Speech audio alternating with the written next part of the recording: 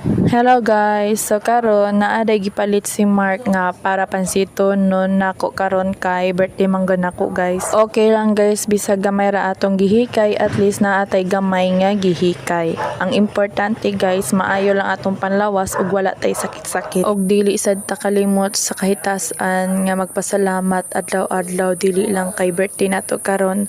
Dapat permi gyud ta magpasalamat sa iya kay permi sad ang iyang blessing sa toa. Pasasalamat og celebration na lang sad ni guys kay nakaabot ta aning idara, di ba? Mao ni ang pinakadakong gift nga ihatag sa Ginoo ang makaabot ta sa atong birthday or maka-birthday ta kada tuig. Maong dili jud ta kalimot sa Ginoo guys kay siya ang nagbuhat sa toa. Og pasalamat sad ko sa akong mamag papa kay ila kong gipanganak diri sa kalibutan nga puwerteng ninduta. Og sa akong duha ka anak nga ni greet pagkabuntag, og sa akong partner nga si Mark